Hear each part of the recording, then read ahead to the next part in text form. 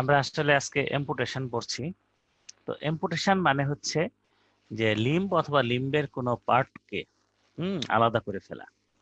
এটা হতে পারে ট্রমার কারণে, হতে পারে মেডিকেল কোনো ইলনেস, তোমরা জানো পলি আর্টেরাইটিস নোডোসা, আরো কিছু মেডিকেল ডিজিজ আছে, তো ওই ডিজিজ গুলা থেকেও আমরা লিম্ব অথবা লিম্বের পার্টকে আলাদা করি।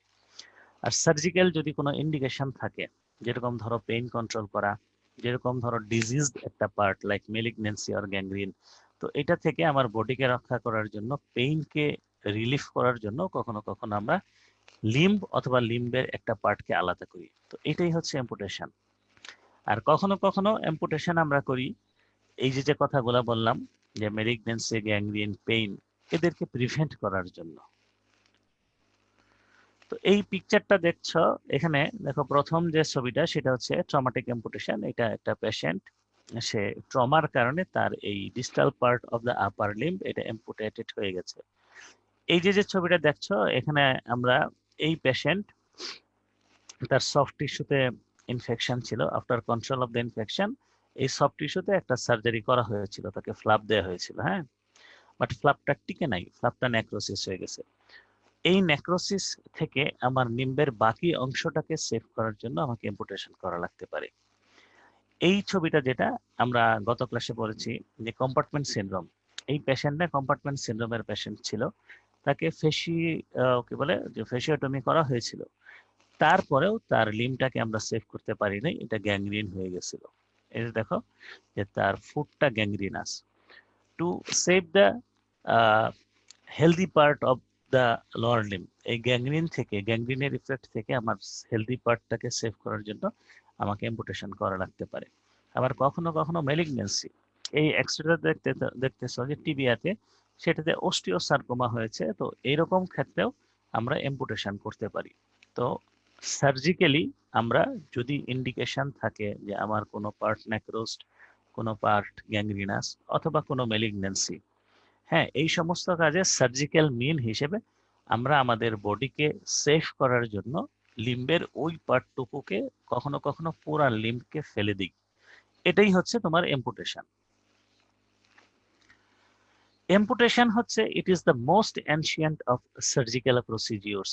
আমরা যে সমস্ত সার্জিক্যাল প্রসিডিওরের হিস্ট্রি স্টাডি করতে পেরেছি, দেখা গেছে যে এম্পুটেশন হচ্ছে one of the most ancient operation. খুব আদি একটা অপারেশন হচ্ছে এম্পুটেশন। প্রথম দিকে এই যে এম্পুটেশন করা হইতো আর্লি আর্লি এরিয়া মানে টাইমে, তখন এটা একটা খুবই ক্রুড প্রসিডিওর ছিল। সেখানে একটা অজ্ঞান করার সুযোগ সুবিধা ছিল না, যে আনঅ্যানেস্থেসাইজড একটা পেশেন্টের লিম্বকে কেটে ফেলা হইতো। So it was a very crude procedure. তো ওই আনঅ্যানেস্থেসাইজড একটা পেশেন্ট থেকে লিম্বের একটা পার্টকে আলাদা করার পরে যে স্টাম্পটা থাকতো, ওপেন স্টাম্প, তখন সেলাইয়ের ব্যবস্থা ছিল না। সেলাই দেওয়ার কনসেপ্টটা পরবর্তীতে আসছে। ওটাকে ক্রাশ করা হইতো, অথবা একটা তোমার কি বলবো যে বয়লিং অয়েলের মাঝখানে এটাকে চুবানো হইতো, ডিপ করা হইতো। উদ্দেশ্য ছিল যে হেমোস্টেসিস মেনটেন করা, ব্লিডিং বন্ধ করা। তো কল্পনা করো একটা মানে সজ্ঞান রোগী, অ্যানেস্থেসিয়া দেয়া নাই, তার একটা লিম্বকে কাটা হইতো, স্টাম্পটাকে ক্রাশ করা হইতো, অথবা ডুবন্ত তেলে চুবানো হইতো। তো এইরকম একটা প্রসিডিউর ছিল অ্যাম্পুটেশন। এবং at that time this amputation was associated with high mortality rate. তখন এই অ্যাম্পুটেশন, যে আমি যে কথাটা দিয়ে শুরু করলাম যে অ্যাম্পুটেশন হচ্ছে আমাকে সেভ করার জন্য, কিন্তু তখন অ্যাম্পুটেশন করেও ততটা সেভ করা যাইতো না, হাই মর্টালিটি রেট অ্যাসোসিয়েটেড ছিল। তো এগুলা করার পরেও যেই পেশেন্ট গুলা সার্ভাইভ করতো, তাদের যে স্টাম্পটা, স্টাম্প বলতে বোঝানো হচ্ছে অ্যাম্পুটেশন করার পরে লিম্বের যে অংশটা থেকে যায়, তো ওই স্টাম্পটা খুব ভালো কোনো স্টাম্প হইতো না, এবং সেখানে প্রস্থেসিস বা এই ধরনের কোনো কিছু অ্যাটাচ করা, ফিট করা খুব একটা ভালো হইতো না। তো পেশেন্টটাকে আসলে খুব মানে কষ্টকর লাইফ কাটাইতে হইতো। এই ছবিটা দেখো, এটা ওই এনশিয়েন্ট টাইমের একটা ইম্পুটেশনের পিকচার। দেখো অনেকগুলা মানুষ রুগীকে ধরে রাখছে, রুগীটা অজ্ঞান না, তাকে অ্যাম্পুটেশন করা হয়েছে। অ্যাম্পুটেশন করার পরে তার এই পার্টটাকে ডুবন্ত তেলে ডুবিয়ে রাখা হইতো, অথবা ক্রাশ করে ফেলা হইতো। তো পরবর্তীতে তোমার অ্যাম্পুটেশনের মানে টাইম টু টাইম এর একটা চেঞ্জ আসছে। যে হিপোক্রেট সে প্রথম এই অ্যাম্পুটেশন সার্জারিতে লাইগেচার মানে স্পিচ দেওয়া শুরু করছেন।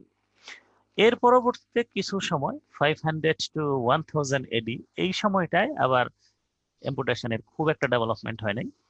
পরে একজন ফ্রান্স মিলিটারি সার্জন, ওনার নাম হচ্ছে অ্যাম্ব্রোইস প্যারে, 1529 খ্রিস্টাব্দে উনি আবার লাইগেচার শুরু করেন এবং সাথে সাথে উনি আর্টারি ফরসেপস, আমরা যে আর্টারি ফরসেপস এখন এটা ছাড়া সার্জারি কল্পনাই করতে পারি না, এই 1529 এই সময় এই মিলিটারি সার্জন অফ ফ্রান্স অ্যাম্ব্রোয়েস প্যারে উনি এই আর্টারি ফরসেপস ইউজ করা শুরু করেন। তারপরে মোরেলস 1674 সালে উনি টর্নিকুয়েট ইন্ট্রোডিউস করেন, এই অ্যাম্পুটেশনে ব্যবহার করতে থাকেন। আফটার দ্যাট ইন 1867 লিস্টার্স উনি অ্যান্টিসেপটিক যে টেকনিক আছে, অর্থাৎ এই সার্জারিটা করতে গিয়ে অ্যান্টিসেপসিসটাকে টোটালি মেনটেন করা, এর শুরুটা হয় ইন 1867 বাই মিস্টার লিস্টার। 19 শতকের শেষের দিকে তোমার একটা মোটামুটি যে স্টার্ডি এবং সুন্দর একটা স্টাম্প শুরু হয়। তখন কেন, যে তখন ক্লোরোফর্ম এবং ইথারকে জেনারেল অ্যানেস্থেসিয়ার কাজে ব্যবহার করা শুরু হয়। তো এইভাবেই আসলে অ্যাম্পুটেশন আস্তে আস্তে এখন একটা খুব ভালো অপারেটিভ প্রসিডিওরে হিসেবে আমরা এটাকে অ্যাকসেপ্ট করি। এটা একটা স্ট্যাটিস্টিক্স অফ অ্যাম্পুটেশন, এটা ইউএস এর একটা statistics, national Center for Health statistics. ওরা দেখাইছে গত 2-3 বছর আগের স্টাডি এটা, যে 300,000 patient with amputation live in USA.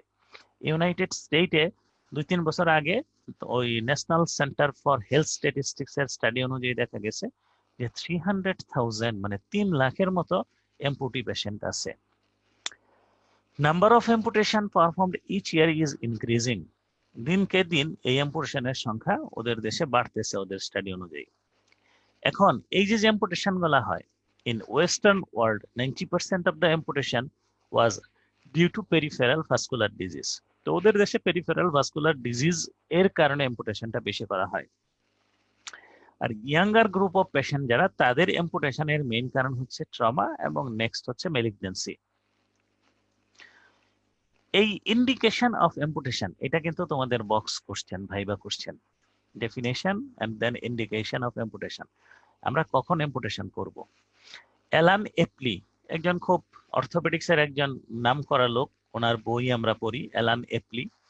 উনি এই অ্যাম্পুটেশনের ইন্ডিকেশনটাকে খুব সুন্দর করে 3টা ডি এর মাধ্যমে তোমার সামারাইজ করেছেন।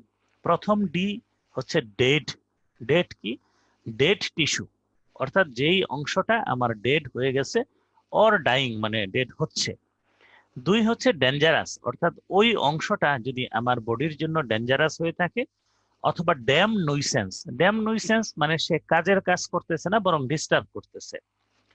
তো ডিস্টার্ব কেমনে করে? যে আমার কোনো একটা লিম, তুমি চিন্তা করো যে কনজেনিটাল কোনো একটা লিম, কোনো একটা বাচ্চার, ধরো লোয়ার লিম, যদি এরকম হয় যে সেই লোয়ার লিমটা তার ব্যথার কারণ হয়ে দাঁড়ায়, সেই লোয়ার লিম দিয়ে সে দাঁড়াতে পারে না, তো সেই ক্ষেত্রে তার উপস্থিতি লোয়ার লিমটাকে, একটা কনজেনিটাল লোয়ার লিম, সেটা তো পেশেন্টটাকে আরো ডিস্টার্ব করতেছে, তার কোনো কাজে আসতেছে না, ওইটা ড্যাম নুইসেন্স ক্রিয়েট করতেছে। তো ওই ক্ষেত্রেও আমরা তোমার অ্যাম্পুটেশন করে ফেলি। তো ডেড অর ডাইং টিস্যু কখন হইতে পারে? যদি পেরিফেরাল ভাস্কুলার ডিজিজ আমার একটা রোগীর হয়, তাহলে আমার ওই অংশটা ডেড হতে পারে। আমরা যে অ্যাম্পুটেশন গুলা করি তার 90% is associated with peripheral vascular disease. তোমরা বার্জার্স ডিজিজের নাম শুনেছ, দেখেছ। তো এই পিভিডি বা peripheral vascular disease, this is the leading cause of amputation. অনেকটা সিভিয়ার ট্রমা হলো, ট্রমা হয়ে ওই অংশটা ডেড হয়ে গেল, গ্যাংগ্রিনাস হয়ে গেল, বার্নের কারণে হইতে পারে, ফ্রস্ট বাইটের কারণে হইতে পারে। তো এই সমস্ত কারণে যদি আমার কোনো একটা টিস্যু ডেড হয়ে যায়, are going to be dead, that is dyeing, we can do amputation in that scenario. Dangerous কখন হয়? একটা মেলিগনেন্ট টিউমার হইলো, অথবা পটেনশিয়ালি লিথাল সেপসিস হইলো, হ্যাঁ, ক্রাশ হইলো। তো এই সমস্ত ক্ষেত্রে আমার ওই পার্টটা বডির জন্য ডেঞ্জারাস হয়ে যেতে পারে, তখন আমরা এটাকে অ্যাম্পুটেশন করে ফেলবো। আর ড্যাম নুইসেন্স যেটা বললাম, retaining the limb may be worse than having no limb, ওই লিম্বটা থাকা লিম্বটা না থাকার চাইতে বরং ভালো, তো ওই ক্ষেত্রে আমরা ইন্ডিকেশন হিসেবে অ্যাম্পুটেশন করতে পারি। So what are the varieties of amputation or types of amputation? দুই রকমের, একটা হচ্ছে প্রভিশনাল অ্যাম্পুটেশন আর একটা হচ্ছে ডেফিনিটিভ অ্যাম্পুটেশন। প্রভিশনাল মানে কি, যে টেম্পোরারিলি আমরা একটা অ্যাম্পুটেশন করলাম। ওই অ্যাম্পুটেশন করার উদ্দেশ্য হচ্ছে যে আমার একটা লিম্ব, ওই লিম্বে একটা তোমার ডিজিজ হলো যেটা হিলিং হচ্ছে না, হিলিংটা হবেও না, পেরিফেরাল ভাস্কুলার ডিজিজ হয়ে গ্যাংগ্রিন হয়ে গেছে। তো সেক্ষেত্রে আমরা একটা নন হিলিং স্টেট যদি পাই, তো প্রভিশনালি সেই ডিজিজ পার্ট থেকে আমার বডিটাকে সেভ করার জন্য একটা প্রভিশনাল অ্যাম্পুটেশন করি।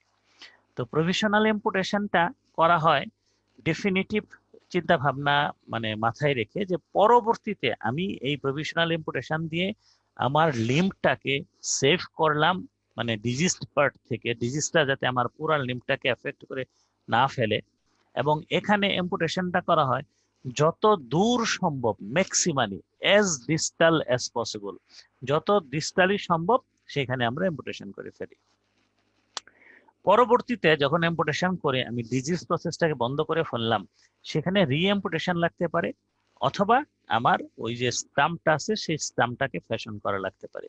ঠিক আছে? আর ডেফিনিটিভ কি? ডেফিনিটিভ অ্যাম্পুটেশন হচ্ছে যে ওই অ্যাম্পুটেশনটাতে আমি অ্যাম্পুটেশনের সবকিছু কমপ্লিট করে দিয়ে আসলাম।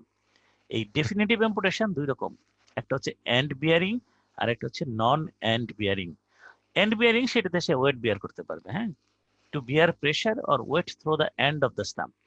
যেই অ্যাম্পুটেশনের পরে যে স্টাম্পটা আমার হইল, সেই স্টাম্পটাতে আমি ওয়েট বিয়ার করতে পারো। চিন্তা করো যে থ্রো নি বরাবর অথবা সাইন অ্যাম্পুটেশন মানে অ্যাঙ্কেল বরাবর একটা অ্যাম্পুটেশন করলে, অ্যাম্পুটেশনের পরে পেশেন্টের লিম্বের যে পার্ট রইল ওইটাতে আমরা প্রস্থেসিস অ্যাড করে সেটা থেকে ওয়েট বিয়ার করাইতে পারি, হ্যাঁ। আর নন ওয়েট বিয়ারিং হচ্ছে কি, যে আমার আপার লিম্বের অথবা লোয়ার লিম্বেরও অনেকগুলো অ্যাম্পুটেশন আছে যেগুলাতে আমরা ওয়েট বিয়ার করি না ওই স্টাম্প এন্ড দিয়ে, সেটা হচ্ছে definitive non weight bearing type of amputation. And this is the commonest variety of amputation. এই পিকচারটা দেখো, যে এখানে একটা অ্যাম্পুটেশন করা হয়েছে, এই যে প্রথম যে ইয়েটা, হ্যাঁ, এই অ্যাম্পুটেশনে এটা দেখো, অ্যাম্পুটেশনের পরে একটা প্রভিশনাল অ্যাম্পুটেশন করা হয়েছিল, পরবর্তীতে ডেফিনিটিভ অ্যাম্পুটেশন করে এটাকে ফ্যাশন করা হয়েছে, হ্যাঁ। আর এখানে দেখো এটা একটা মানে এই একটা definitive, this is end bearing, this is non weight bearing. End bearing এটা নি জয়েন্ট দিয়ে অ্যাম্পুটেশন করা হয়েছে। এখানে একটা জিনিস খেয়াল করবা, weight bearing non weight bearing এ আমার যে টার্মিনাল স্কার হবে, অর্থাৎ অ্যাম্পুটেশন করার পরে আমি যে স্টিচ দিব, স্টিচের যে স্কারটা হবে, সেই স্কারটা আমার যদি সেটা এন্ড বিয়ারিং স্টাম্প হয়, সেই স্কারটা হবে নন টার্মিনাল, একদম শেষের দিকে না উপরের দিকে। আর in case of non weight bearing সেক্ষেত্রে আমি টার্মিনাল স্কার করতে পারি। আমি আরেকবার ক্লিয়ার করি, ডেফিনিটিভ এন্ড বিয়ারিং যে স্টাম্পটা হবে সেটাতে স্কারটা হবে নন টার্মিনাল, আর অন্যটাতে টার্মিনাল স্কার হতে পারে। এখন এম্পুটেশন সাইট কিভাবে সিলেক্ট করবা? এম্পুটেশন সাইট সিলেকশনের জন্য তোমার ক্লিনিক্যালি কিছু জিনিস দেখতে হবে, আর ইনভেস্টিগেশনও হেল্প করে। প্রথম কথা হচ্ছে যে ক্লিনিক্যালি কি দেখবা, একটা লিম্বকে কাটতে যাবা, আর মোস্টলি আমরা কি বললাম যে পেরিফেরাল ভাস্কুলার ডিজিজ রিলেটেড এম্পুটেশন বেশি। তো সেখানে আমি ডিস্টাল পালসকে দেখলাম, আমি যেখানে গিয়ে পালস পাবো তার ডিস্টালি হবে আমার এম্পুটেশন। তো আমার এই কাজের জন্য Doppler study of the vascular system of that limb, Doppler study আমি করতে পারি, করে দেখতে পারি কোন পর্যন্ত আমার সার্কুলেশন ভালো আছে, কোন পর্যন্ত নাই। তো ওইটা আমাকে ডিটেক্ট করবে যে আমি কোথায় এম্পুটেশনটা করব। আরেকটা জিনিস, আমার যে প্রস্থেসিসটা আমি লাগাবো, প্রস্থেসিস বলতে আর্টিফিশিয়াল লিম্বের কথা আমি বলতেছি, যে এম্পুটেশন করে তার পায়ে আমি একটা আর্টিফিশিয়াল লিম্ব লাগাবো, প্রস্থেসিস লাগাবো। তো এই প্রস্থেসিসের ডিজাইনটা কেমন হবে, প্রস্থেসিসটা কোন অবস্থায় ওয়েল ফিটেড হবে, পেশেন্টের জন্য functionally and cosmetically better result আনবে, ওই একটা ফ্যাক্টরও আমাকে এম্পুটেশনের সাইট সিলেকশনে হেল্প করবে। এখানে বলে যে knee joint should be preserved if clinical examination and investigations suggest this is at all feasible। যদি কোনোভাবে সম্ভব হয় নি জয়েন্টটাকে রাখা, এটা বেটার। তবে এখন তোমার ওই যে প্রস্থেটিস্ট যারা আছেন, তো তাদের স্কিল অনেক বেড়ে গেছে, মডার্ন প্রস্থেটিস্ট যারা, তাদের হেল্প নিয়ে আমরা মোটামুটি যে কোনো জায়গায় এম্পুটেশন করতে পারি, ওরা আমাদেরকে এই ব্যাপারে হেল্প করতে পারে। সামারি দাঁড়াচ্ছে এটাই যে আমি ডিস্টাল পালস দেখবো, পালসের ডিস্টালি মানে যেই পর্যন্ত পালসকে ফিল করা যাচ্ছে তার ডিস্টালি অ্যাম্পুটেশন করব। ডপলার স্টাডি আমাকে হেল্প করবে। আর প্রস্থেসিস যেটা লাগাবো সেই প্রস্থেসিস যারা প্রস্থেটিস্ট আছেন তাদের হেল্প নিয়ে আমি আমার অ্যাম্পুটেশনের সাইটটাকে সিলেক্ট করব। এখন এটা হচ্ছে ট্রেডিশনাল সাইটস অফ অ্যাম্পুটেশন। এই যে প্রথম যে অংশটা, হ্যাঁ, এটা এটা হচ্ছে একটা ওই অ্যাভাব নি অ্যাম্পুটেশন। বলে যে অ্যাভাব নি অ্যাম্পুটেশনের ক্ষেত্রে অ্যাটলিস্ট 12 সেন্টিমিটার তোমার ওই নি জয়েন্ট থেকে ওই 12 সেন্টিমিটার যে অংশটা, হ্যাঁ, ওই সেন্টিমিটারটাকে আমরা ফেলবো। ওই 12 সেন্টিমিটার যদি আমি ফেলি তাহলে প্রস্থেসিস যেটা লাগানো হবে সেই প্রস্থেসিসটা আমার ভালো পায়ের নি জয়েন্টের সাথে মোটামুটি ভালোভাবে ম্যাচ করবে। টিবিয়ার ক্ষেত্রে বলা হয় ট্রান্সটিবিয়াল অ্যাম্পুটেশন, যেটা বিলো নি অ্যাম্পুটেশন, সেই ক্ষেত্রে বলা হয় যে 14 সেন্টিমিটার নি জয়েন্ট থেকে 14 সেন্টিমিটার রেখে বাকিটা আমরা ফেলে দেব। এখানে দেখো টিবিয়াটা যেখানে কাটা হয়েছে, ফিবুলাটা তার একটু উপরে কাটা হয়েছে, বলে যে 3 সেন্টিমিটার। টিবিয়াল কাট থেকে 3 সেন্টিমিটার প্রক্সিমালি ফিবুলাকে কাটার কথা। আর এইখানে দেখো এই যে টিবিয়াটা এটা বেফেল করা হয়েছে স্লপের মতো, কেন? যাতে এই জিনিসটা আমার স্টাম্পের সামনে যে ফ্লাপটা, এন্টিরিয়র ফ্লাপ, সেটাতে তোমার প্রেসার ক্রিয়েট না করে। ফোরআর্মের ক্ষেত্রে 18 সেন্টিমিটারের কথা বলে আর কি, হ্যাঁ। আর তোমার এটার ক্ষেত্রে 20 সেন্টিমিটারের কথা বলে। এইটুকু হচ্ছে স্টাম্পের লেন্থ। তো স্টাম্প যদি ধরো 18 সেন্টিমিটার 20 সেন্টিমিটার না রাখতে পারো, যদি 2.5 সেন্টিমিটার অ্যাটলিস্ট কোনো একটা জয়েন্ট থেকে রাখা যায়, তো ওইটা হিঞ্জ হিসেবে কাজ করে। তো চেষ্টা করা হবে এই জিনিসগুলো মাথায় রেখে আমরা সাইট সিলেকশন করব। তো এম্পুটেশন টেকনিকের কিছু প্রিন্সিপাল আছে যেটা আমাদের ফলো করতে হবে। এক নম্বর হচ্ছে টর্নিকেটটা আমার ব্যবহার করা লাগবে। যদি আর্টেরিয়াল ইনসাফিসিয়েন্সি না থাকে সেক্ষেত্রে আমরা টর্নিকেট অবশ্যই ব্যবহার করব। আর সবার আগে হচ্ছে যে কনসেন্ট নিতে হবে। কনসেন্টটা ইলাবোরেটলি পেশেন্টকে ব্যাখ্যা করে আমি কনসেন্ট নিব, কনসেন্ট নিয়ে অ্যাম্পুটেশনটা করব। আর কনসেন্ট নেওয়ার সময় আমি রোগীর সাথে কথা বলবো, রোগীর ফ্যামিলি মেম্বার যারা তাদের সাথেও কথা বলবো। কারণ একটা অ্যাম্পুটেশন করা রোগী তার হচ্ছে পোস্ট অ্যাম্পুটেশন রিহ্যাবিলিটেশনটা খুব জরুরি। আর এই রিহ্যাবিলিটেশনটাতে পেশেন্ট যেরকম নিজেকে রিহ্যাবিলিটেট করবে, আর আমরা যারা পরিবারের মানুষ, সমাজের মানুষ, তার কর্মক্ষেত্রের মানুষ, তারাও এই রিহ্যাবিলিটেশনের একটা হেল্পিং পার্ট হিসেবে কাজ করবে। তো আমি টর্নিকেট ইউজ করলাম। তারপরে হচ্ছে আমি যেই লেভেলে কাটার কথা ছিল হাড্ডিটাকে সেই লেভেলে কাটলাম। তো কাটার আগে আমার স্কিন যে ফ্লাপ, মানে স্কিনে একটা ইনসিশন দিতে হবে না, এই কথাটা খুব গুরুত্বপূর্ণ। সেকেন্ড যে পয়েন্টটা আমি এখানে বলেছি তোমরা একটু খেয়াল করো। সেকেন্ড পয়েন্টটা হচ্ছে স্কিনের যে ফ্লাপ হবে, ধরো আমি ফিমার মানে অ্যাবাভ নি একটা অ্যাম্পুটেশন করব, তো সেখানে ইনসিশনটা হবে ফিশ মাউথ, হ্যাঁ, একটা ফিশ মাউথ টাইপের ইনসিশন আমরা দিব, আমি ছবি দেখাবো এরপরে। তো এই ইনসিশন দেওয়ার পরে আমার যে দুইটা ফ্লাপ হলো, অ্যান্টিরিয়র ফ্লাপ আর পোস্টেরিয়র ফ্লাপ, এই দুইটার সম্মিলিত যে দৈর্ঘ্য হবে এইটা হবে আমি যেই লেভেলে অ্যাম্পুটেশন করলাম তার যে সার্কামফারেন্সিয়াল ওয়াইডথ তার অ্যাটলিস্ট 1.5 গুণ। আমি আবার বলি, যেই লেভেলে আমি অ্যাম্পুটেশন করব ওই লেভেলে লিম্বের আমার যে সার্কামফারেন্সিয়াল ওয়াইডথ সেটা যেটা হবে ধরো 10 ইঞ্চি হলো। তো সেই ক্ষেত্রে আমার যে দুইটা ফ্লাপ হবে, একটা অ্যান্টিরিয়র ফ্লাপ একটা পোস্টেরিয়র ফ্লাপ, এই দুইটার দৈর্ঘ্য ওই যে আমার সার্কামফারেন্স হলো তার অ্যাটলিস্ট 1.5 গুণ হওয়া লাগবে। এখন as a rule anterior and posterior flap এটা ইকুয়াল লেংথ হওয়ার কথা, specially in above knee and upper limb amputation. কিন্তু বিলো নি অ্যাম্পুটেশনের ক্ষেত্রে আমরা পোস্টেরিয়র যে ফ্লাপ এটাকে একটু লম্বা করে রাখি, হ্যাঁ। মাসেলটা সাধারণত বোন যেই লেভেলে তার একটু ডিস্টালি আমরা মাসেল কাট করি, আর নার্ভটা কাট করি বোন যে লেভেলে আমি কাট করব তার একটু প্রক্সিমালি।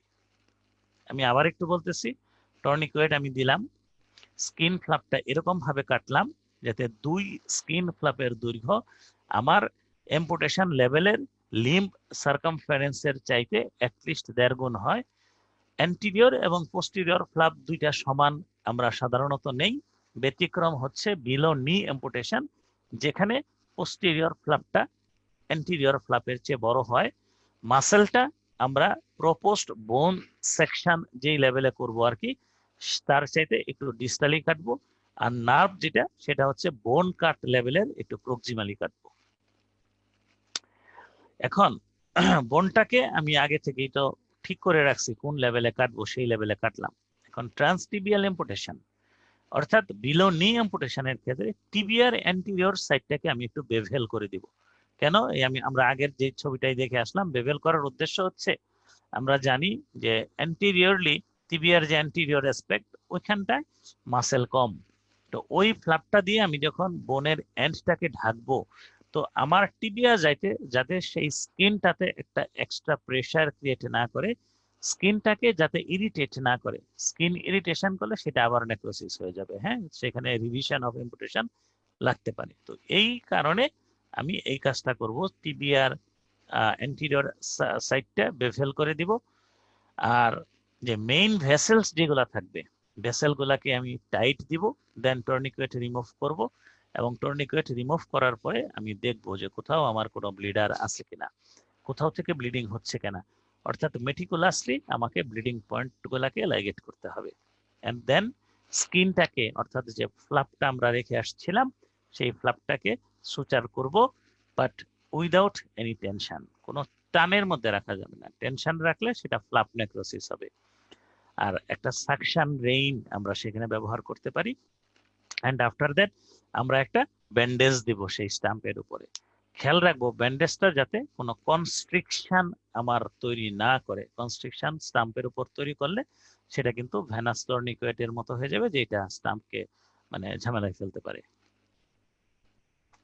দেখো এই যে একটা বিলোনিয়াম পোটেশনের পিকচার, হ্যাঁ, এই যে অ্যান্টিরিয়র পোস্টেরিয়র, এই পোস্টেরিয়র ফ্লাপটাকে আমরা নিয়ে আসছি, নিয়ে এসে এখানে সুচার দিছি। এখানে দেখো এই যে টিবিয়াটাকে যেই লেভেলে কাটা হয়েছে, ফিবুলাটাকে একটু প্রক্সিমালি বলে 3 সেন্টিমিটার। এখানে 1 to 3 সেন্টিমিটার বলছে, কিন্তু আপ টু 3 সেন্টিমিটার আমরা কাটবো। আর এখানে দেখো এই যে একটা ইনসিশন, এখানে দেখো আরেকটা ইনসিশন। এটা হচ্ছে posterior flap, this yellow part, এটা হচ্ছে অ্যান্টিরিয়র ফ্লাপ। আর টিবিয়াটাকে আমরা এই লেভেলে কাটছি। তো দেখো এই পোস্টেরিয়র ফ্লাপটাকে এদিক দিয়ে ঘোরাই আই না, এই দিক দিয়ে আমরা ওই সুচার করে দিব দুইটা ফ্লাপ। তো এই পোস্টেরিয়র ফ্লাপটাকে লম্বা করলে আমার এইখানে তোমার সফট টিস্যু বেশি থাকে, এটা স্কিন নেক্রোসিস হইতে, ফ্লাপ নেক্রোসিস হইতে বাধা দেয়। আর এই টিবিয়াটা এখানে কাটার পরে এই অংশটাকে আমরা স্লপ করে দিব, বিফেল করে দিব। এটাও বিলোনিয়াম পোটেশনেরই একটা পিকচার। এই যে দেখো পিকচারটাতে এটা একটা ইনসিশন দিল, হ্যাঁ, এই ইনসিশনটা দেওয়া হইলো, টিবিয়াটাকে কাটা হইলো, অ্যান্টিরিয়র পোস্টেরিয়র ফ্লাপ মেইনটেইন করা হইলো। এন্ড আফটার দ্যাট এই যে দেখো ফিবুলা কাটা হইলো, ফিবুলাটা একটু তোমার প্রক্সিমালি কাটা হইলো। এখন একটা এম্পুটেশন পেশেন্টের এম্পুটেশনের করার পরে আফটার কেয়ার কিভাবে করবা, অর্থাৎ পোস্ট অপারেটিভ ম্যানেজমেন্ট। সেখানে তুমি খেয়াল রাখবা যে ড্রেসিং করতে যাবা সেকেন্ড অথবা থার্ড পোস্ট অপারেটিভ ডেতে, তো সেখানে যদি হেমাটোমা ফর্ম হয়, অর্থাৎ কালেকশন হয়, তো সেই হেমাটোমা অথবা কালেকশনটাকে একেবারে তাড়াতাড়ি আমাদের ইভাকুয়েটেড করে আসতে হবে। এখন এইভাবে একটা পর্যায়ে দেখা গেল উন্ডের ড্রেসিং কমপ্লিট করলা, সুন্দর করে ড্রেসিং মেনটেন করলা, একটা লেভেলে গিয়ে উন্ড হিলিংটা স্যাটিসফ্যাক্টরি হলো। তো সেখানে ওই গ্রাজুয়াল কম্প্রেশন সক আমরা ইউজ করি। এটা উদ্দেশ্য হচ্ছে আমার যে স্টাম্পটা, সেই স্টাম্পটাকে একটু শ্রিঙ্ক করার জন্য, এবং এটা একটা খুবই সুন্দর লিম্ব এন্ড একটা আমাকে উপহার দিবে। হ্যাঁ, আমি যদি উন্ড হিলিং এর পরে গ্রাজুয়াল কম্প্রেশনের জন্য আমরা সক ইউজ করি, সেটা আমার লিম্বটাকে শ্রিঙ্ক করে একটা well sized, well ended limb দিবে। তারপরে আমার এই পেশেন্ট যার ইম্পুটেশন করলাম, তার মাসেল এক্সারসাইজ করতে হবে। মাসেল এক্সারসাইজ যদি আমি না করি, হ্যাঁ, তাইলে আমার সেটা অ্যাট্রফি হয়ে যেতে পারে। আর জয়েন্ট যেটা রেখে আসলাম, এলবো রেখে আসতে পারি, হিপ রেখে আসতে পারি, নি রেখে আসতে পারি। হ্যাঁ, আমরা ইম্পুটেশন করার পরে বিলো নি ইম্পুটেশনে আমরা তো নি রেখে আসছি, তো ওই জয়েন্টটাকে আমাকে মোবাইল রাখতে হবে। এই মোবাইলের জন্য মাসেল এক্সারসাইজ করতে হবে, আর জয়েন্টের মুভমেন্ট এক্সারসাইজ যেটা, সেটা আমার পেশেন্টকে শেখাই দিতে হবে। হ্যাঁ, এরপরে পেশেন্টকে আমি প্রস্থেসিস দিব। প্রস্থেসিস দেওয়ার পরে তাকে এই টিচিংটা দিয়ে আসতে হবে যে সে কিভাবে তার ওই প্রস্থেসিসটা সবচেয়ে ভালো করে ব্যবহার করতে পারে।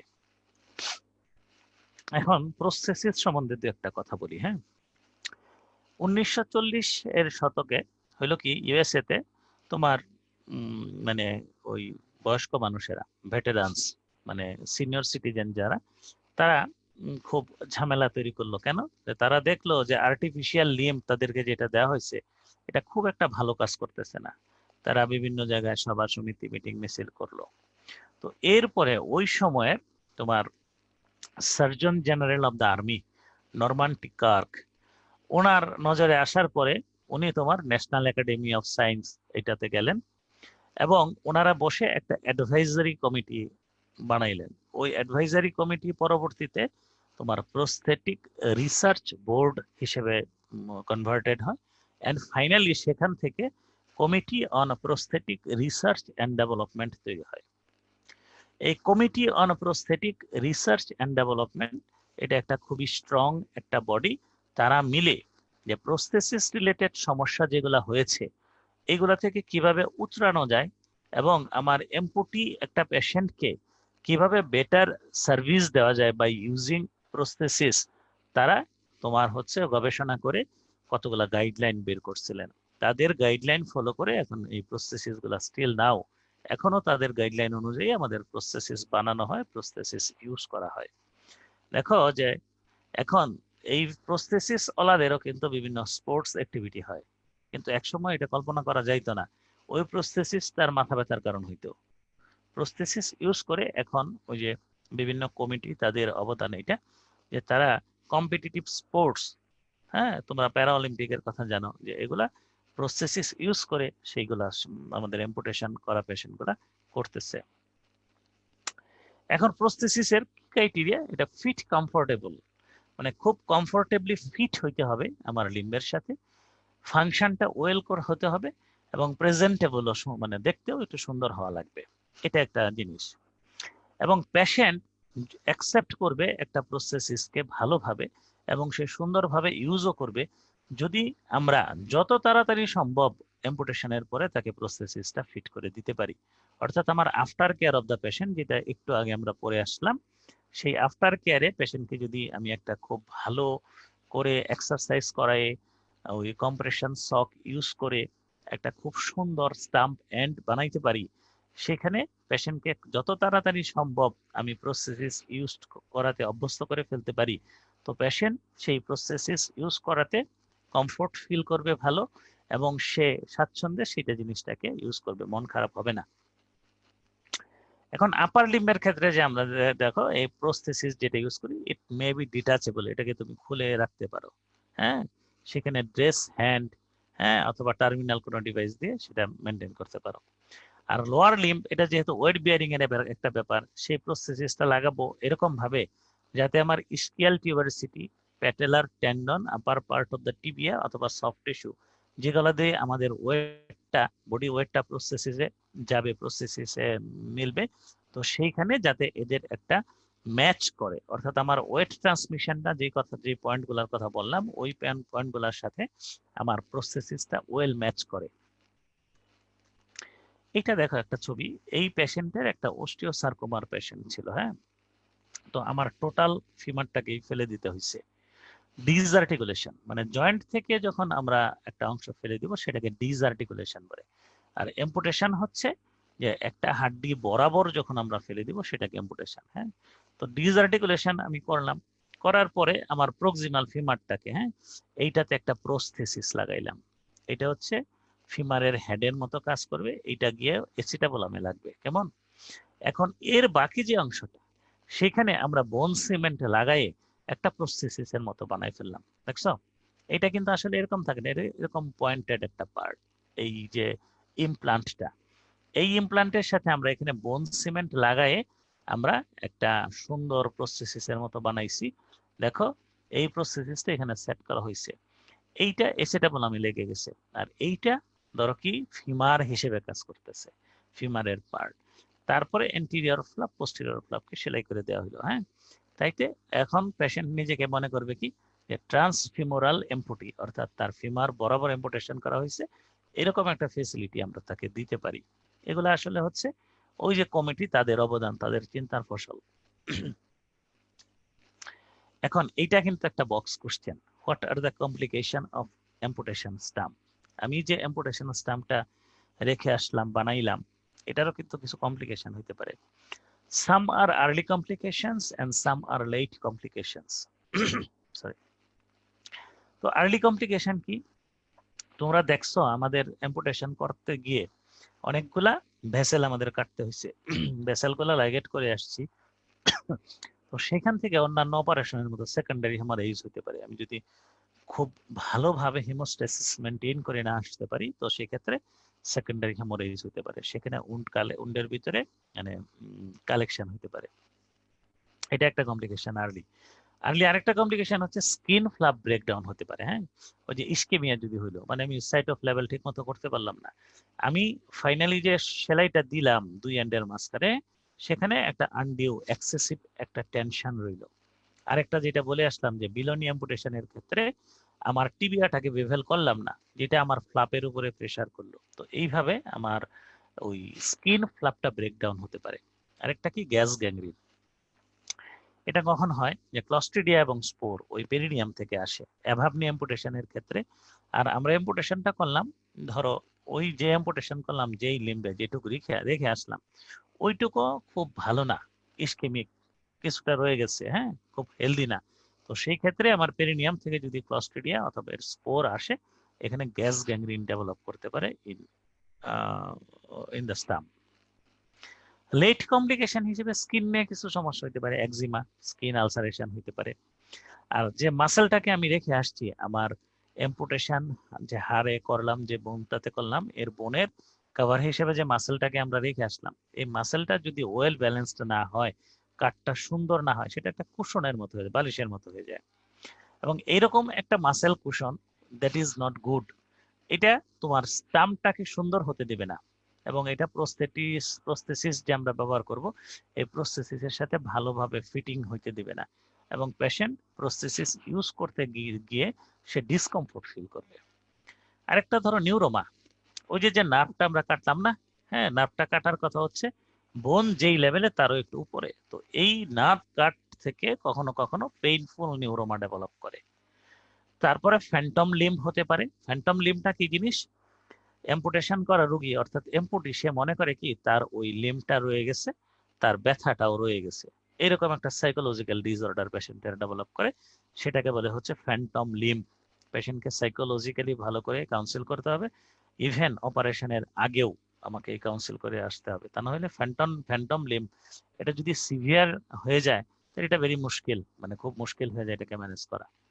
আর কখনো কখনো জয়েন্ট স্টিফনেস হয়, এবং জয়েন্ট স্টিফনেস থেকে লিম্ব অর জয়েন্ট ডিফর্মিটি হতে থাকে, যেটা বললাম যে আফটার কেয়ারে পেশেন্টের এম্পুটেশন আমি করে দিয়ে আসলাম, কিন্তু এম্পুটেশন পরবর্তী রিহ্যাবিলিটেশন পার্ট, যেটা এক্সারসাইজ করা, মুভমেন্ট করা, সেটা যদি সে ঠিক মতো না করে, তাহলে তোমার জয়েন্টটা স্টিফ হতে পারে, ডিফর্মড হতে পারে। তাহলে আবার বলি, কিছু হচ্ছে আর্লি কমপ্লিকেশন, কিছু লেট কমপ্লিকেশন। আর্লি কমপ্লিকেশন হিসেবে আমরা পরে আসলাম যে সেকেন্ডারি হেমোরেজ হতে পারে, আমার স্কিন ব্রেকডাউন হতে পারে, ফ্লাপ ব্রেকডাউন হতে পারে, মানে ফ্লাপটা আবার নেক্রোসিস হতে পারে। তারপরে কি বললাম যে আমার তোমার ক্লস্ট্রিডিয়া থেকে গ্যাস গ্যাংগ্রিন হতে পারে। লেট কমপ্লিকেশন হিসেবে স্কিনে একজিমা হতে পারে, আলসার হতে পারে, মাসেল কুশন যেটা, সেটা প্রস্থেসিসের সাথে ওয়েল ফিটেড না হতে পারে, পেশেন্ট ডিসকমফোর্ট হতে পারে, নিউরোমা হতে পারে, ফ্যান্টম লিম্ব পেশেন্টে ডেভেলপ করতে পারে, এবং অ্যাম্পুটেশন করা পেশেন্টের জয়েন্টটা স্টিফ অর ডিফর্মড হতে পারে। ওপেন অ্যাম্পুটেশন বলে একটা টার্ম আছে, এটা তোমাদের খুব যদি কঠিন মনে হয়, মনে রাখার দরকার নাই, একটু জাস্ট জানার জন্য। কখনো হয় কি, যে অ্যাম্পুটেশন আমি করলাম, কিন্তু স্কিনটাকে আমি মানে ডেফিনিটিভলি ক্লোজ করলাম না স্টাম্পটাকে। কেন? যে আমি ওপেন এম্পুটেশনটা, ওই যে প্রভিশনাল এম্পুটেশন যেরকম করে আসছিলাম, ওইরকম একটা জিনিস, হ্যাঁ, তো সেখানে স্কিনটাকে ক্লোজার করলাম না, যে আমি দেখলাম যে এম্পুটেশন করার পরেও কিছু কনফিউজিং টিস্যু আমার এম্পুটেশন স্টাম্পে রয়ে গেছে, যেটা আমার ভবিষ্যতে টিকতেও পারে, নাও টিকতে পারে। তো কোশ্চেন আসতে পারে, তাহলে এম্পুটেশন কেন করবো? এম্পুটেশন করবো ডেড টিস্যু যেটা, সেটা থেকে তো আমি বডিকে সেভ করতে পারলাম অলরেডি, হুইচ ইজ ডেড। এবং এই ওপেন এম্পুটেশন, এটাকে গিলোটিন এম্পুটেশনও বলে, এটার পরবর্তীতে আমাদের হয় সেকেন্ডারি ক্লোজার লাগে, অনেক সময় রিএম্পুটেশন লাগে, অনেক সময় প্লাস্টিক সার্জারি লাগে। হ্যাঁ, তবে এটা কেন করব? যে it prevent or eliminate infection so that final closure of the stump done without breakdown of the wound. এটা করার উদ্দেশ্য হচ্ছে ফাইনাল যখন ক্লোজ আমরা করব, সেই ফাইনাল ক্লোজারে স্টাম্প রিলেটেড যে কমপ্লিকেশন গুলো আমরা বললাম সেগুলো হবে না, কম হবে। তো ওপেন amputation কখন indicated? In infection and in severe trauma with extensive destruction of tissue and gross contaminated by foreign material. Foreign material দিলে গ্রসলি কন্টামিনেটেড অথবা extensive destruction due to severe trauma or severe infection, তখন এই open amputation আমরা করতে পারি। তবে এই open amputation করার পরে পেশেন্টকে অবশ্যই খুব ভালো মতো, ভালোভাবে ইন্ডিকেশন অনুযায়ী বুঝে শুনে ভালো অ্যান্টিবায়োটিক আমার দিয়ে আসতে হবে, যতক্ষণ পর্যন্ত না আমার এটা ফাইনাল হিলিং হয়। তো একটু বাচ্চাদের সম্বন্ধে কথা বলি, যে অ্যাডাল্টের amputation আর বাচ্চাদের amputation-টা একটু মানে দু একটা জিনিস একটু হেরফের আছে। এদেরকে দুইটা ইন্ডিকেশন, একটা হচ্ছে কনজেনিটাল, কিছু অ্যাকোয়ার্ড। হ্যাঁ, এখন তোমার সার্ভে যেটা করা হয়েছে, চাইল্ড অ্যাম্পুটে ক্লিনিকের সার্ভে, ওরা বলছে যে 60% of the amputation in children, বাচ্চাদের যে কয়টা amputation লাগে তার 60% হচ্ছে তোমার লিম্ব ডেফিসিয়েন্সি অর্থাৎ কনজেনিটাল কারণে, আর 40% হচ্ছে অ্যাকোয়ার্ড কন্ডিশন, ট্রমা বা অন্য কোনো কিছু। হ্যাঁ, অ্যাকোয়ার্ড amputation-টা মেইনলি ট্রমার কারণে হয়, এছাড়া কিছু কিছু ক্ষেত্রে ম্যালিগন্যান্সি বা ইনফেকশন থেকে হয়। আর ডিসভাস্কুলার amputation অর্থাৎ ভাস্কুলার কজে, আমরা কিন্তু অ্যাডাল্টে পড়ে আসছিলাম যে peripheral vascular disease is the leading cause of amputation, কিন্তু চিলড্রেনের ক্ষেত্রে পেরিফেরাল মানে মানে ভাস্কুলার যে প্রবলেম, এটা খুব একটা হয় না। 60% হচ্ছে তোমার লিম্ব ডেফিসিয়েন্সি মানে কনজেনিটাল, 40% হচ্ছে অ্যাকোয়ার্ড। অ্যাকোয়ার্ডের মধ্যে ট্রমা, নিওপ্লাজম, ইনফেকশন। তো বাচ্চাদের ক্ষেত্রে কতগুলো প্রিন্সিপাল মেনে রাখতে হয়। তো আমাদের কাজী শহীদুল আলম ভবি ভাই উনি হয়তো তোমাদের পড়াবে যে বাচ্চাদের ফ্র্যাকচার আর অ্যাডাল্টের ফ্র্যাকচারের মধ্যে কিছু ডিফারেন্স আছে, তো ওই সময় তোমরা ভালো করে বুঝবা। তো আমি এখানে একটু কথা বলি যে বাচ্চাদের ক্ষেত্রে আমার লেংথ প্রিজার্ভ করাটা এটা খুব মাথায় রাখতে হবে, কারণ আমি একটা পা amputation করলাম, তার অন্য পাটা ভালো, এই অন্য পা দিয়ে সে তো মানে বড় হবে, উচ্চতায় বাড়বে। হ্যাঁ, তো আমি যে প্রসেসিসটা ইউজ করব আজকে একটা ছোট বাচ্চার amputation করার পরে, ওই প্রসেসিসটাকে আমি যেভাবে লেংথ মেনটেন করলাম, যতটুকু দৈর্ঘ্য প্রস্থ বানাইলাম, এর কিন্তু সেই দৈর্ঘ্যটা মানে ইন ফিউচার এরকম থাকবে না, কারণ ওই বাচ্চাটার লেংথের হিসাবটা এই কারণে আমাকে করে নিতে হবে যে ফাইনালি গিয়ে তার কতটুকু লেংথ হবে, কিভাবে কি হবে, এই জিনিসটা করব। আর গ্রোথ প্লেটের গুরুত্ব তো তোমরা সবাই জানো, সম্ভব ট্রাই করতে হবে আমার গ্রোথ প্লেটটাকে আমি যাতে প্রিজার্ভ করতে পারি, amputation-টা এরকম ভাবে করতে হবে। এবং বাচ্চাদের ক্ষেত্রে বলা হয় যে ট্রান্স ওসিয়াস amputation, হাড্ডি বরাবর amputation-এর চাইতে ডিসআর্টিকুলেশন ইজ বেটার। ডিসআর্টিকুলেশন করলে আমার গ্রোথ প্লেটটা প্রিজার্ভ হবে, লেংথ প্রিজার্ভেশনটা বেটার হবে। আর যেখানে সম্ভব নি জয়েন্টটাকে আমার প্রিজার্ভ করতে হবে। হ্যাঁ, রিমেইনিং পোর্শন মানে proximal portion of the limb যেটা, সেটাকে স্টেবিলাইজ এবং নরমালাইজ করতে হবে। এবং তোমাকে প্রিপারেশন নিতে হবে যে পরবর্তীতে লিম্ব ডেফিসিয়েন্সি ইন চিলড্রেন এর আদার ক্লিনিক্যাল কোনো সমস্যা, আদার কোনো কন্ডিশন যদি হয়, সেগুলা ম্যানেজ করা লাগবে, এরকম একটা জিনিস মাথায় রাখতে হবে। হ্যাঁ, এই যে যে একটা জিনিস, এই স্লাইডটা হয় কি বাচ্চাদের ক্ষেত্রে, ধরো ফিমারে আমি amputation করে আসলাম, ট্রান্সফিমোরাল অ্যাবাব নি একটা amputation করে আসলাম, তো এদের পরবর্তীতে হয় কি তোমার ওই কিছু ট্রানজিশনাল ওভারগ্রোথ হয়। তো ওই ওভারগ্রোথটা হয়ে ধরো আমি যতটুকু প্রস্থেসিসের হাইট মেনটেন করছিলাম অ্যাপোজিশনাল ওসিফিকেশনের মাধ্যমে, ওইটা কিছু ওভারগ্রোথ হইলো। এই ওভারগ্রোথটা আমাকে তো ডিস্টার্ব করবে, আমার যে হিসাব ছিল ক্যালকুলেশন সেটা ঝামেলা করতে পারে। তো এইটাকে বন্ধ করার জন্য, সমাধান করার জন্য স্টাম্প ক্যাপিং নামে একটা প্রসিডিওর আছে। হয় কি এই যে এখানে মনে করো আমি টিবিআরটাকে কাটলাম, টিবিআর যে ওপেনিং এটার মধ্যে আমি যেই পার্টটাকে আলাদা করে ফেলছি, এই যে ফিবুলার একটা এন্ড, ফিবুলার এন্ডটাকে আমি এই যে যে ওপেনিংটা ছিল টিবিআর, সেই টিবিআর মাঝখানে ঢুকাই দিলাম। ঢুকাই দিলে হবে কি যে এই যে যে ওভার গ্রোথটা হইলো ট্রানজিশনাল, তো এই ওভার গ্রোথটা তেমন একটা হবে না। অর্থাৎ আমি যে ভয় পাইতেছিলাম যে আমার লিম্ব লেন্থটা মেনটেইনড হবে না, এটাই স্টাম্প ক্যাপিং প্রসিডিউরের মাধ্যমে সমাধান করা যেতে পারে। তো আমরা লেকচারের একদম শেষ প্রান্তে, আমরা আজকে পড়লাম amputation কাকে বলে। এম্পুটেশন কখন করি অর্থাৎ ইন্ডিকেশন 3টা ডি এর মাধ্যমে পড়েছি। এরপরে আমরা পড়েছি যে এম্পুটেশনের টাইপ, প্রভিশনাল, ডেফিনিটিভ। ডেফিনিটিভের ভিতরে wait bearing, non weight bearing. তারপরে আমরা যে স্টাম্পটা বানাইলাম সেই স্টাম্পের কমপ্লিকেশন, কিছু আর্লি কমপ্লিকেশন পড়েছি, কিছু লেট কমপ্লিকেশন পড়েছি। আর আমরা এরপরে পড়েছি কি যে এই কমপ্লিকেশন গুলাকে ম্যানেজমেন্ট করার জন্য প্রসেসিসের ব্যাপারটা, প্রসেসিসটা আমরা কিভাবে ইউজ করব, প্রসেসিসটাকে কত মানে সুন্দরভাবে কি করা যায়, এই জন্য কিছু প্রিন্সিপালস অফ এম্পুটেশন সেটা পড়েছি। আর বাচ্চাদের ক্ষেত্রে এম্পুটেশনের কিছু দিক আছে যেগুলো এক্সট্রা কনসিডারেশন, সেটা আমাদের মানতে হবে। হ্যাঁ, সো ফাইনালি আমাদের মনে রাখতে হবে amputation should not be viewed as a failure of treatment. amputation কিন্তু একটা চিকিৎসার ব্যর্থতা না, amputation itself is a treatment. Consider amputation as the first step towards a patient's return to comfortable and productive life.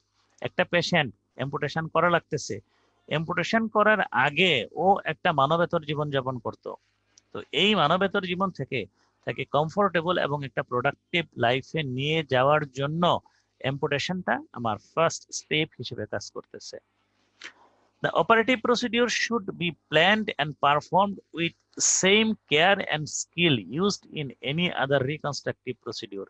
এম্পুটেশনটাকে অবহেলা করা যাবে না। অন্য রিকনস্ট্রাকটিভ প্রসিডিউরে যেই স্কিল, যেই কেয়ার, যেই প্রিন্সিপাল ফলো করে অপারেশন করা হয় এখানেও সেটা করা লাগবে।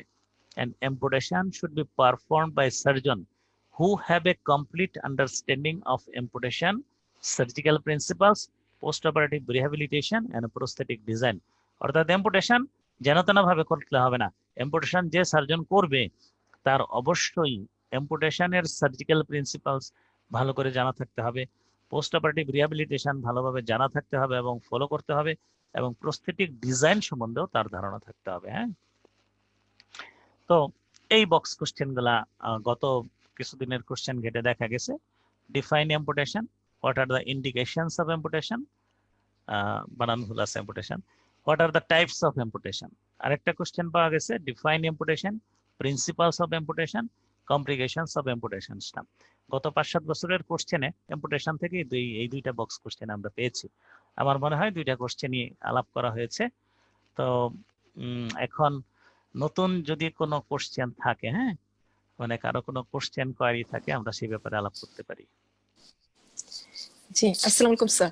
স্যার আপনি যে স্টাম্পের যে টার্মিনাল যে ক্লোজার রয়েছে ওটা হচ্ছে কখন টার্মিনাল করব, কখন হচ্ছে উপরও করব, এই জিনিসটা যদি একটু আবার বলতেন, বা কেন করতেছি এই জিনিসটা। মনে করো wait bearing, non weight bearing, ওই স্টাম্প দিয়ে সে ওজন নিবে আর ওজন নিবে না। হাতের এম্পুটেশন, হ্যাঁ ফোর আর্ম বরাবর একটা এম্পুটেশন করলাম, এটা দিয়ে তো সে আর ওজন নিবে না, তাই না? পায়ের একটা এম্পুটেশন বিলোনি, এটার সাথে প্রস্থেসিস লাগে সে ওজন নিবে। তো আমি যে ফ্লাপটাকে সেলাই করতে হবে, মনে করো এরকম, এটা ফ্লাপ, এটাকে আমি ক্লোজ করব। এই যে দুইটা ফ্লাপকে ক্লোজ করব, যে স্টিচটা দিব সুচার, এইটা নন ওয়েট বেয়ারিং এর ক্ষেত্রে টার্মিনাল হতে পারে, মানে টার্মিনাল বলতে স্টাম্পের একদম এন্ডে হতে পারে। হ্যাঁ, আর ওয়েট বিয়ারিং এর ক্ষেত্রে আমি যে সুচারটা দিব সেটা টার্মিনাল হবে না। টার্মিনাল হলে সমস্যা কি, সেখানে সে ওয়েট বিয়ার করতে গিয়ে ওই এরিয়াটা তোমার স্টাম্প রিলেটেড কমপ্লিকেশন বেশি করে। ওই সুচারিং এরিয়াতে যে স্কারটা হয়, স্কারে আলসার হয়, স্কারে একজিমা হয়। সেই ক্ষেত্রে মনে করো এটাকে এরকম ভাবে না করে এরকম একটু ঘুরাই আমার করতে হবে। অর্থাৎ নন ওয়েট বিয়ারিং এই ক্ষেত্রে তুমি টার্মিনাল সুচার দিতে পারো, আর ওয়েট বিয়ারিং এর ক্ষেত্রে টার্মিনাল আমরা দিব না। এই হচ্ছে কথা। জি স্যার, টার্মিনাল সুচার না দিলে আমরা কি কি অ্যাডভান্টেজ পাবো ওগুলো যদি একটু বলে দিতেন। হ্যাঁ, টার্মিনাল সুচার যদি আমি না দেই তাহলে সুচারে স্কিন আলসারেশন, সুচারে একজিমা এটা হবে না, এবং হচ্ছে প্রস্থেটিক ফিটিং এটা একটু বেটার হবে। এই সুবিধাগুলো আমরা পাবো, স্টাম্প রিলেটেড কমপ্লিকেশন গুলো হবে কম, স্কিন নেক্রোসিস কম হবে। এই ক্ষেত্রে কি মানে হাতে বা যেখানে হচ্ছে ওয়েট বেয়ারিং এর কোনো অপশন নেই, ওই ক্ষেত্রে কি জয়েন্ট বরাবরই করা হয়? মানে ওই ক্ষেত্রে তো আর স্টাম্প রাখার দরকার হয় না? না, এটা খুবই ভালো একটা কোশ্চেন করছো কল্পনা। সেটা হচ্ছে যেইখানেই সম্ভব জয়েন্টকে রাখতে হবে। চিন্তা করো ফোর আর্ম, হ্যাঁ এখন ফোর আর্মে আমি যে কথাটা বলে আসছি যে আমরা 18 সেন্টিমিটারের মতো ফোর আর্মে রাখি, কিন্তু ধরো পারতেছি না, একটু আপার সাইডে জাস্ট এলবোর নিচে অ্যাম্পুটেশন করা লাগতেছে। তো সেখানে যদি সম্ভব হয় জয়েন্টটাকে প্রিজার্ভ করে জয়েন্টের পরে যদি অ্যাটলিস্ট 2.5 সেন্টিমিটারও আমার স্টাম্প থাকে, এটা এরকম হিঞ্জ করতে পারবে, এখানে সে কোনো একটা জিনিস নিয়ে যেতে পারবে, একটা ছোট্ট স্কুল ব্যাগ নিয়ে যেতে পারবে, একটা ভ্যানিটি ব্যাগ সে ক্যারি করতে পারবে। জয়েন্টটা থাকা অনেক বেটার, জয়েন্টটা ফাংশন করতে পারে লিম্বের যেরকম এলবোর যে ফাংশনটা আমরা করি। এম্পুটেশন করার পরেও যত ছোট স্টাম্পই থাকুক, তার কিছু ফাংশন তো কিছু কাজ তো সে করতে পারবে। আর জয়েন্টটা আমি রাখলাম না, না রাখার কারণে এটা একটা লম্বা জিনিস হয়ে গেল, এটা দিয়ে তো তুমি একটা স্কুল ব্যাগও নিতে পারবে না, একটা ভ্যানিটি ব্যাগও নিতে পারবে না। তো জয়েন্টটা সম্ভব হলে আমরা রাখবো, জয়েন্ট রাখাটাতে আমরা ফাংশনাল বেনিফিট পাই। জি স্যার, অসংখ্য ধন্যবাদ স্যার। স্যার আপাতত আর কোনো কোশ্চেন নেই, চাইলে তাহলে আমরা এন্ড করে দিতে পারি। হ্যাঁ, তাহলে আমরা হচ্ছে নেক্সট কামিং সানডেতে ইনশাল্লাহ আমরা বক্স কোশ্চেন নিয়ে কথা বলবো। আর কামিং ওয়েডনেসডে ইনশাআল্লাহ। বুধবারে হচ্ছে আমরা পড়বো হচ্ছে club foot. This is very important. হ্যাঁ, ওকে এটা স্যার। তোমাদের এমবিবিএস লেভেলে যে কটা কনজেনিটাল অ্যানোমালি আছে তার মধ্যে এইটাই খুব একটু ভালো করে পড়তে হবে। বুধবারে 10টায় আমরা ক্লাব ফুট নিয়ে আলাপ করবো ইনশাল্লাহ। হ্যাঁ স্যার আর একটা রিকোয়েস্ট ছিল, হ্যাঁ মানে বলো। কয়েকজন বলছিল যদি পসিবল হয় আপনার লেকচারটা কি পিডিএফ ফর্মে পাওয়া যাবে কিনা।